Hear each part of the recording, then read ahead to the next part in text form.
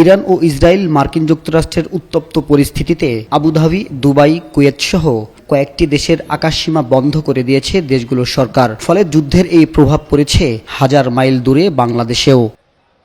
মধ্যপ্রাচ্যগামী প্রায় সব ফ্লাইট বন্ধ থাকায় বিপাকে পড়েছেন বাংলাদেশের প্রবাসী শ্রমিক ও যাত্রীরা। হযরত শাহজালাল আন্তর্জাতিক বিমানবন্দরে দেখা মেলে অনিশ্চয়তা নিয়ে অপেক্ষায় প্রহর গুনছেন মধ্যপ্রাচ্যগামী প্রবাসী শ্রমিকরা। আসার পর এখান থেকে জানতে পারলাম যে ফ্লাইট সব বন্ধ। টিকিট দিয়েছি ক্যান্সেল হয়েছে আর জানি না, আমরা এখনো কনফার্ম না চালু করবো না বন্ধ আছে। যাত্রীদের অভিযোগ, সঠিক তথ্য না জানায় শনিবার রাত থেকে ফ্লাইটের জন্য অপেক্ষায় রয়েছেন তারা।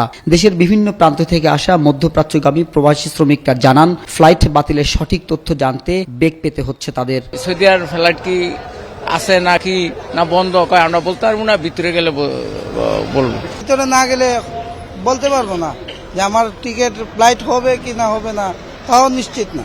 বিমানবন্দর কর্তৃপক্ষ জানিয়েছে, বিদেশগামীদের ভোগান্তির মাঝেও রিয়াদ, জেদ্দা ও মাসকাটের রুটে ফ্লাইট চালু করেছে ইউএস বাংলা এয়ারলাইন্স।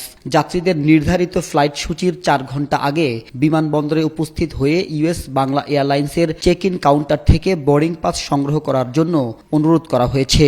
তবে এ পর্যন্ত 27টি ফ্লাইট বাতিল করা হয়েছে বলে জানিয়েছে বিমানবন্দর কর্তৃপক্ষ।